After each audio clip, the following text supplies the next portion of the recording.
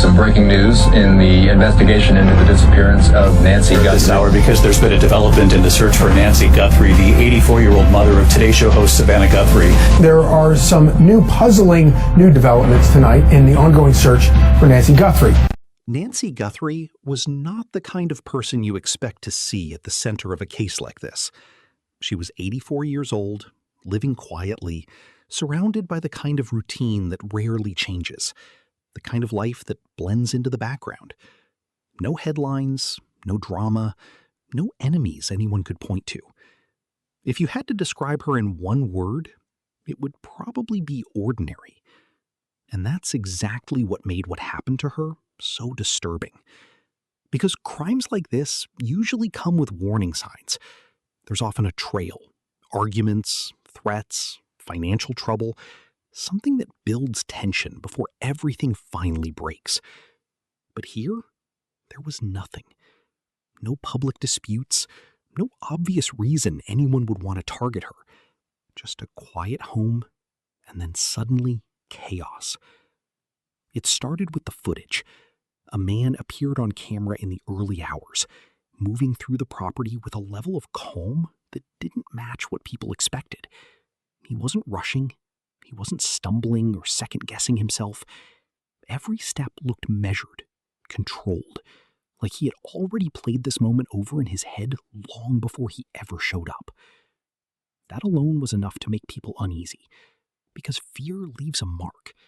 Even experienced criminals show it in small ways. A glance over the shoulder, a sudden movement, a mistake that wasn't part of the plan. But this man didn't seem to have any of that. If anything, he looked like he belonged there. And that was the first thing that made Brian pause. He had seen surveillance footage before, plenty of it. But there was something different about this one. Something that didn't sit well the longer you watched it. It wasn't just what the man was doing. It was how he was doing it. Slow, deliberate, unbothered. As if the risk of getting caught didn't even register. That kind of confidence doesn't come from nowhere. Brian started asking questions. He spoke to people close to the case. He listened to early theories from law enforcement. At first, the explanation sounded familiar. Maybe it was a robbery. Maybe someone thought they could get in, grab something valuable, and get out without anyone noticing. It happens more often than people realize. But that theory started to fall apart almost immediately. Nothing had been taken. No sign of someone searching through the house in a panic. No indication that valuables were the focus. It didn't look like someone chasing an opportunity. It looked like someone following a plan. So then the conversation shifted. What if it was random? What if this was just one of those rare, unpredictable acts of violence that don't follow any clear pattern? A stranger passing through, choosing a target based on nothing more than chance. It's the kind of explanation people reach for when nothing else fits. But even that didn't feel right. Random crimes tend to carry a certain chaos with them. They're messy, unpredictable. The person committing them is reacting in real time, adjusting as things unfold. But again, that's not what this looked like. This looked steady. And the more Brian thought about it, the more one question started to take shape. If this wasn't random, and it wasn't a simple robbery, then what exactly was it? That's when he decided to take a different approach. Instead of chasing theories that didn't quite hold together, he reached out to someone who had spent years studying the patterns behind violent crime. Someone who didn't rely on guesswork or gut feelings, but on data, real numbers, real cases, real outcomes. Dr. Gary Brucato, a forensic psychologist whose work focused on understanding how violent offenders think, not in a general sense, but in a detailed, methodical way. He studied behavior, not just actions. He looked at what people did, how they did it, and most importantly, why. And according to him, the key to understanding a case like this wasn't to start with who, it was to start with why. Because once you understand the motive, everything else begins to narrow. Not all at once, but enough to start seeing the outline of something clearer. So that's where he began. He broke it down into categories. The most common reasons someone would commit a crime like this, not based on speculation, but on what the data actually shows happens in the real world. The first possibility was sexual motivation. It's one of the primary reasons for home invasions involving strangers. But almost immediately, he pointed out the problem. Crimes like that follow patterns. They're rarely one-time events. The individuals who commit them tend to repeat the behavior, often targeting a specific type of victim. And in this case, the profile didn't match. Targeting an elderly woman in that way wasn't just unusual, it was extremely rare. Not impossible, but so unlikely that it didn't make sense to treat it as the leading explanation, especially when there were no clear signs pointing in that direction. So that possibility was set aside. Then came robbery. On the surface, it seemed more plausible. Financial motives are incredibly common. People break into homes every day looking for money, valuables, anything they can take and turn into quick cash. But again, something didn't line up. Nothing had been taken. And more importantly, the behavior didn't match someone motivated purely by money. There was no urgency, no signs of panic, no rushed decisions. If anything, the person on camera looked like they had all the time in the world. And that's not how robberies usually unfold. Because when someone is there for money, they want to get in and out as fast as possible. The longer they stay, the greater the risk, the greater the chance something goes wrong. But this person didn't seem concerned about that, which raised a different kind of question. What if money was part of the plan, but not the whole story? That's when the idea of an abduction came into focus. Not random, but intentional. Someone entering the home with the goal of taking Nancy alive, holding her, using her as leverage. It would explain the lack of stolen items. It would explain the presence of the suspect. It would even explain the level of control seen in the footage. But even that came with problems. Because real ransom cases follow a pattern. There's usually communication within the first day or two, a demand, proof that the victim is still alive, a clear path toward a transaction. The person committing the crime wants to get paid and get rid of the victim as quickly as possible. That's how they reduce risk. But here, that pattern didn't exist.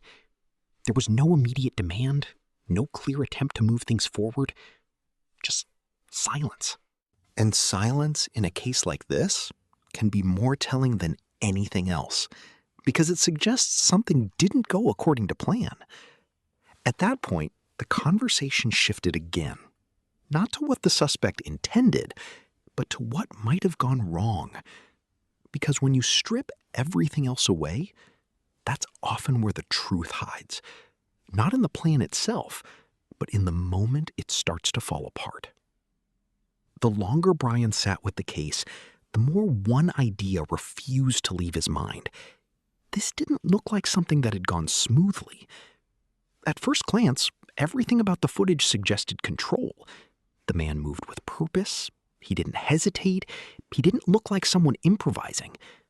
But when you stepped back and looked at the entire picture, not just the few seconds caught on camera, but everything that followed, it told a very different story. Because if this had been a clean operation, there would have been results. There would have been a demand, a message, a clear next step, something that pushed the situation forward. But instead, everything seemed to stop the moment Nancy was taken. No clear direction, no follow-up that made sense, just fragments, confusion, and a growing list of questions that didn't have answers. That kind of silence doesn't happen when things go according to plan. It happens when something breaks. Brian had heard enough theories at this point to know how people tend to react in situations like this. When there's no clear explanation, the mind starts filling in gaps. Some people lean toward the dramatic, others toward the random. But Dr. Brucato didn't do either.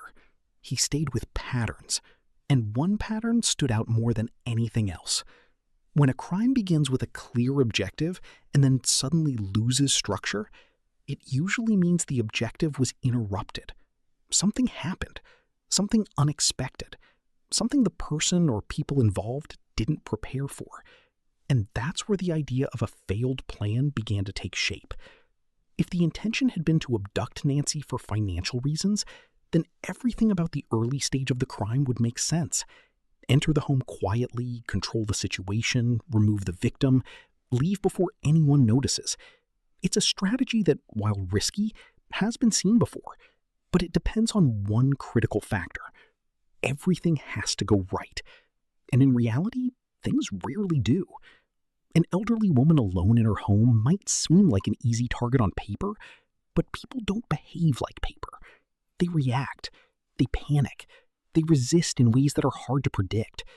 Even something as simple as losing balance, falling, or crying out at the wrong moment can throw off everything. And once that happens, the entire situation can spiral. Dr. Bricado explained it in a way that stripped away the drama and replaced it with something more unsettling. Logic. If the plan was to take her alive, then she would have been treated carefully, not out of kindness, but out of necessity. She would have been the most valuable part of the entire operation. Damaging her would reduce the chances of getting what they wanted. But the evidence didn't suggest that kind of care. There were signs, subtle but important, that something had gone wrong during the process. And when something goes wrong in a situation like that, the people involved are forced to make decisions quickly, decisions they didn't plan for. That's where things tend to turn. Because once the original goal becomes impossible, the focus shifts from success to damage control. And that's where the case begins to darken. If Nancy could no longer serve the purpose she was taken for, then she becomes something else entirely. Not a person to be leveraged, but a problem to be dealt with. A risk, a witness, a loose end. And in many cases, that's when the worst decisions are made. Brian didn't need anyone to spell that part out for him. He had seen enough to understand what that meant. But there was still something else that didn't quite fit. Even if the plan had failed, even if things had spiraled out of control, there should have been some kind of response afterward. Panic leaves traces. People talk. Mistakes get made. Someone gets nervous. Someone slips. But here again, there was that same silence. No one stepping forward. No clear attempt to cash in on what had happened. Not even a credible effort to turn the situation into something that benefited the people responsible. Which raised another question. If this was about money, where was the follow-through? Dr. Bricado had his own thoughts on that, and they weren't comforting. Because when a crime starts to drift away from logic, when the actions don't line up cleanly with the supposed motive, it often means there's something else underneath. Something that isn't immediately visible. Something more personal. He called it something specific. Elimination. Not a word people like to hear. Not a concept that sits easily. But in his world, it had a clear meaning. Sometimes a person becomes an obstacle. Not because of anything they've done in a dramatic sense, but because of what they represent. What they know. What they might expose. What they stand in the way of.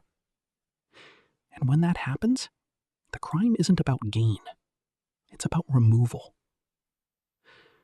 The challenge, of course, is that people don't want that to be true.